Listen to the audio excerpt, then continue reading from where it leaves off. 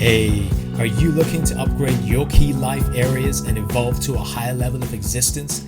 To practically harness personal growth and spirituality in a crazy, busy, imperfect world? Then you've come to the right place. My name is Prash, and this is Urban Spirituality, the show which uniquely fuses ancient wisdom with contemporary self-growth and spiritual disciplines to deliver value-adding tools, traits, and insights to help you unleash your fullest potential. We always keep it real, featuring authentic, unfiltered dialogue with guests from diverse backgrounds to inspire, entertain, and enlighten all who listen. So get ready for your dose of urban spirituality. Be present and let's dive in. It's one thing about loving the person that you have, finding the person that you want to love, but it's a different thing falling in love with yourself, being able to love yourself. Because when we love ourselves, we're able to be, you've heard this plenty of times, when we love ourselves, we're able to be better for loving other people. People will love us more. When we love ourselves, we can give more, we can be more. We can enrich the relationships around us, whether it's with our romantic partner, our children, our parents. And so it comes back to self-love. I want to touch on the subject of self-love today. I want to use my own example in doing it. You know, one of the things that got me into coaching and training individuals and teams and doing this journey of coaching with people has been because in my own life, I've lacked a whole bunch of love in my own way. And when I look back at why I've had this, I'm gonna share some tips in a bit on love, by the way. Yeah, it's a quick, short life. One of the things that I found in my life was that I missed the love of my mother. I missed parental love. See, my mom passed away when I was young, and my brother and I, we lost that motherly love, that nurturing love. And I didn't have any sisters, so we only had male energy in the house, my brother and my dad. My dad didn't really express his love in the way that perhaps I needed it. And what that resulted in is that absence of love, and unbeknown to me as a child, has had its effect over decades in the choices I made in life partners or lovers, in the people I dated, in the way I carried myself in front of other people, in the way I worked in other relationships with siblings, with family members. A lot of things get affected when we lose somebody who we were expecting love to come from, like a mother or a father. In my case, it was my mom. And losing my mom really left that gap. And I think I found myself getting into relationships hungry to find love in somebody else and not realizing that actually the love I sought, I needed to feed myself and not just look out there for love, but I needed to feed it and find it and feed it within myself. And I didn't do that.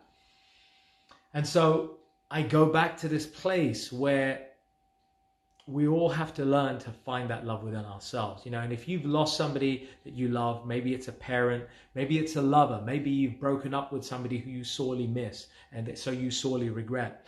Invariably, life is teaching us to learn to top up our own self-love, because when we top up our own self-love, we're able to give love back and we're able to feel more enriched in our relationships. So how can this translate into your life? What can you do about it? And I want to share some lessons that I've learned in my own journey in learning to repair that lack of love that I lost from my mom. And where I was looking elsewhere externally, I had to learn to go back inside. And I was blessed because I did the coaching on myself. I hired coaches to help me when I was younger. I had mentors who were very kind. One of them's passed away last year, Shruti Dharma, some of you may know him. Great spiritual leader. Another of my mentors, Jeffrey Armstrong in Canada, they've been a blessing in showing me. My elders have been a blessing in showing me. And so the lessons that I now have learned myself and that I now share with my coaching clients, and I have done for all these years, is what I want to share a little bit of an insight with you today. And so I'm going to take the acronym LOVE, L-O-V-E, and I'm going to use that to share some tips on self-love. So L stands for lessons. Learning the lesson. When we have a relationship breakup and it's bitter, and we've probably all experienced it in some way, It's one thing feeling the pain of that loss or the anger, right? There's going to be an emotion associated with it. But it's another thing if we forget to learn the lesson. And that is to say, it's okay to feel the emotion that you may have. You may feel anger, resentment, outrage, shock, whatever that emotion is, then that negative emotion that you may have. Or maybe even if it's a positive emotion that you've had and you've had a great relationship and now you've lost that person because they've moved on, like my mom. There's always a lesson to learn. That L is for lessons. What lessons can you learn from that relationship that will serve you to become a better version of yourself and to be a better person to be in a relationship with for the people around you? So learning the lessons and really becoming mindful of what those lessons are. So that's one, L for lessons. The second L is actually another version of L, is L for letting go. So it's one thing being attached to the person, but there is an art to letting go. And those of you who are into spirituality, or if you've checked out our podcast, Urban Spirituality, you know we talk about this. This is a theme that comes up. Renunciation, detachment, learning to let go of what you had allows you to learn the lessons inside to then open yourself up for something new. And it doesn't matter if you're 40 or 50 or 20 or 80. Learning to let go is a healthy part of our human existence so that we can learn to embrace stuff that we need. So those are the L's. Moving on to O. O is for opportunity. Looking for opportunities to find situations where you can serve, where you can give love, where you can be given love. You know, sometimes, have you had that situation where you know a family member who wants to give to other people, but they find it real hard to accept back? Do you know that feeling? And you know, you sometimes feel like, why do you not let me give back to you? So one of those O's is finding opportunities to receive love and to give love and to give with your heart. So O is for opportunities, looking for opportunities to do that.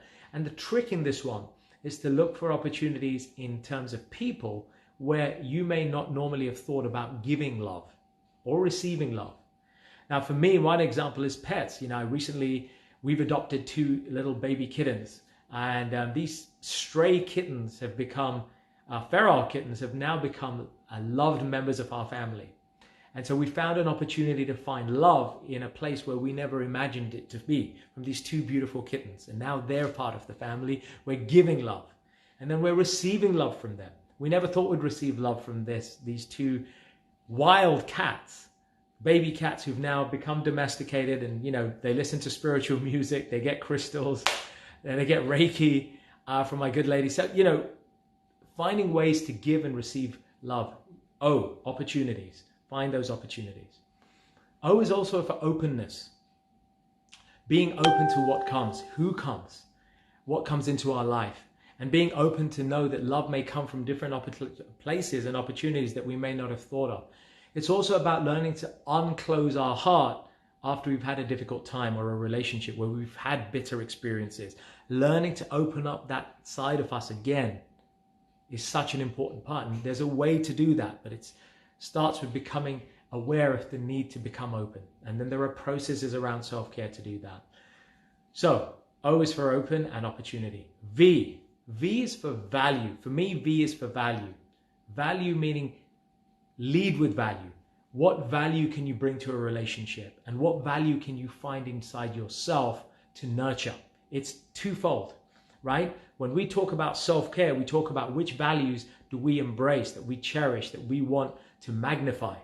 When we magnify those values, when we focus on those values, then what happens is, you know what it's like when we have our values challenged, we get upset. Somebody's triggered us, right? You know, in coaching, we talk about people triggering you, right? They unknowingly annoy the hell out of you because your values are being pressed and annoyed, right? And you're being challenged on certain values.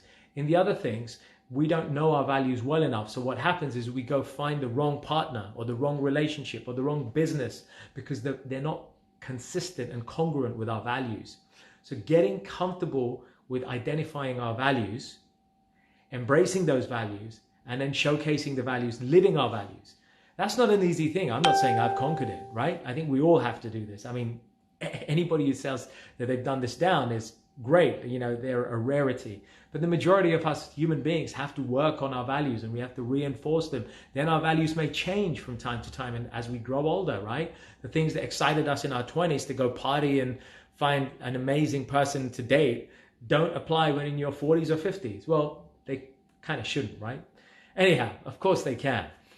But the point is that we've got to get comfortable with our values. So I recommend a technique called the value audit. And those of you who've coached with me or who know my coaching style, you know that we do these pragmatic little bite-sized homework things that we take away. One of them is a value audit. And you do a value audit over a period of a few weeks, and you get to know about and you uncover what those values are. You then sift aside the nice to haves and then have the must haves, your non-negotiables. And they become those values that you govern your life and how you show up. So that's about valuing your values. And then the other part of that V is giving value, serving with value, giving value to a relationship. Whether it's a romantic relationship, go with value. Give something of yourself and add value to that relationship. A lot of people go into relationships asking for stuff. But here we want to talk about giving value. When you give value, you get so much back. And we all know this, but we still go into that place hungry sometimes, right? Have you been in a relationship where you go in thinking, I need this person, he or she's amazing and I can't do without them, but you're kind of pulling and taking, but you're not kind of really giving your value. You know what I mean? So have a fair exchange, give value to that relationship, whether it's romantic or otherwise. So that's V. Then we come to E, L-O-V and then E. E stands for emotional intelligence. And what I mean by emotional intelligence, one of my passion areas, it's one of the key areas I train and I coach in. It's one of the things that I do with clients and teams. Coming from a corporate background where people were low in emotional intelligence, but high IQ, to a situation where now emotional intelligence is the distinguishing criteria in not only the workplace, but in relationships. People want to be with people who are emotionally intelligent. Emotional intelligence is about self-awareness, being aware of ourselves. It's about self-control, behavioral control, learning to control our behavior, learning to be able to control our emotions so we can respond rather than react. It's learning to tap into our personal power and learn to see what our superpowers are that we can show up in the world with. It's about personal integrity. Then it's also about our ability to be resilient and have difficult conversations with people. All these are aspects of the area known as emotional intelligence. Learning to become high EQ, learning to control our emotions and express ourselves, activate our listening powers so we are listening more empathically, sympathetically, actively. These are all great qualities that help us to become better lovers, better friends, better daughters, better sons, better parents, better friends. All of these are amplified when we raise our emotional intelligence. Hey folks, thanks so much for listening. I really hope you enjoyed this episode, and as with all our episodes, found something to inform, inspire, and empower you in your personal and spiritual journeys in life. As always, feel free to leave a little love through your ratings and comments, subscribe, and share it with those you care about. And take your personal and spiritual evolution to the next level by joining us on one of our unique events, workshops, or retreats, or taking advantage of our personal and professional coaching packages. Find out more about us at mantratherapy.co.uk. I'm your host, Prash K. This is Urban Spirituality, and we will catch you on the next episode.